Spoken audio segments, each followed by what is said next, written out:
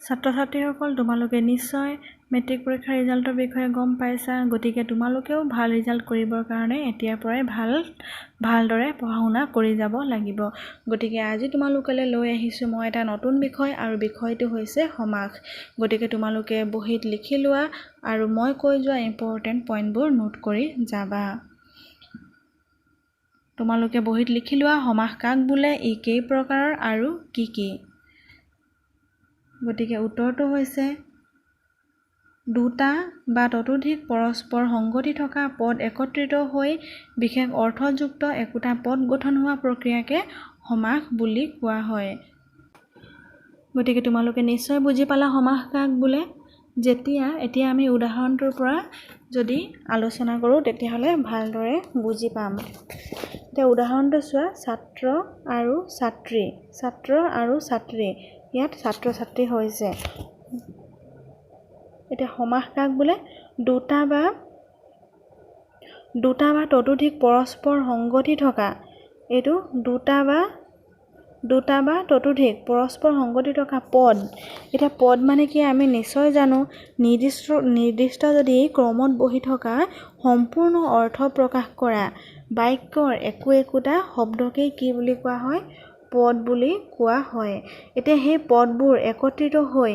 বিশেষ অৰ্থযুক্ত একোটা পদ গঠন হোৱা প্ৰক্ৰিয়াকে কি বুলি কোৱা হয় সমাস বুলি কোৱা হয় এতিয়া ইয়াত চোৱা এইবোৰ হৈছে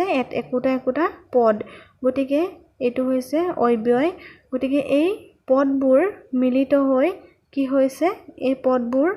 একত্ৰিত হৈ এটা বিশেষ অৰ্থযুক্ত পদ গঠন হৈছে গতিকে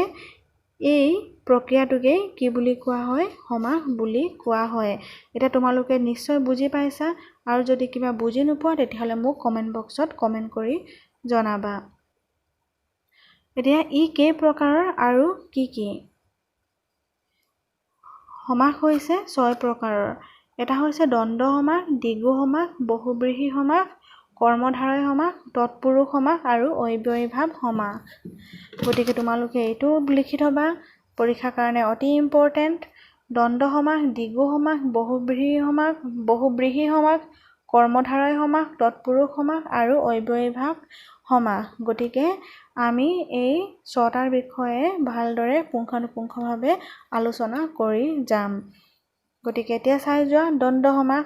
দুই বা ততোধিক সংজ্ঞা একত্ৰিত হৈ যি সমাস গঠিত হয় তাকেই কি বুলি কোৱা হয় দ্বন্দ্ব সমাস বুলি কোৱা হয় অৰ্থাৎ দুই বা ততোধিক সংজ্ঞা যেতিয়া একত্ৰিত হৈ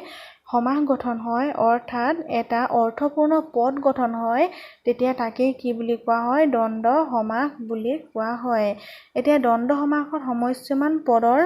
অৰ্থ বিশেষভাৱে প্ৰকাশ পায় এতিয়া ইয়াত কি বুলি কৈছে দ্বন্দ্ব সমাসত সমস্যমান পদ এতিয়া সমস্যমান পদ মানে কি সমাস হোৱা পদৰ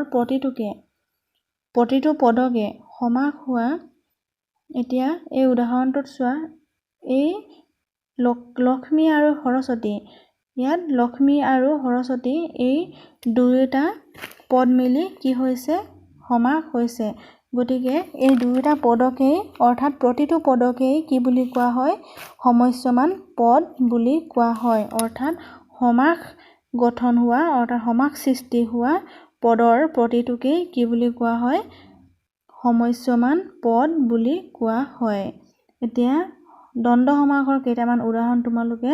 চাই যাবা লক্ষ্মী আৰু সৰস্বতী গতিকে ইয়াত কি হ'ব লক্ষ্মী আৰু সৰস্বতীৰ আৰুটো বিলুপ্তি ঘটিব গতিকে লক্ষ্মী সৰস্বতী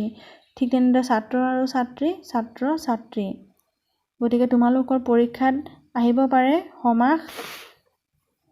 সমাস চিনাক্তকৰণ কৰা তেতিয়াহ'লে যদি আহে ভাই ককাই তেতিয়াহ'লে তোমালোকে লিখিব লাগিব এইটো হৈছে দ্বন্দ্ব সমাস তাৰপিছত তেল আৰু পানী গতিকে আৰুটো নাইকিয়া হ'ব তেল পানী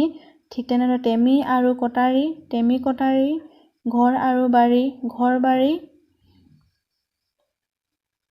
জান আৰু জুৰি জান জুৰি লক্ষ্মী আৰু নাৰায়ণ লক্ষ্মী নাৰায়ণ ভীম আৰু অৰ্জুন ভীমাৰ্জুন গতিকে তোমালোকে ইয়াত থকা প্ৰতিটো উদাহৰণেই ভালকৈ বহীত নোট কৰি যাবা, কাৰণ মই তোমালোকক বাৰে বাৰে কৈ আহিছোঁ ইয়াত থকা প্ৰতিটো উদাহৰণেই পৰীক্ষাৰ কাৰণে অতি ইম্পৰ্টেণ্ট। গতিকে নেক্সট ভিডিঅ'ত মই বাকী থকা সমাসবোৰৰ বিষয়ে আলোচনা কৰিম। গতিকে তোমালোকে ভালদৰে পঢ়া শুনা কৰি যাবা।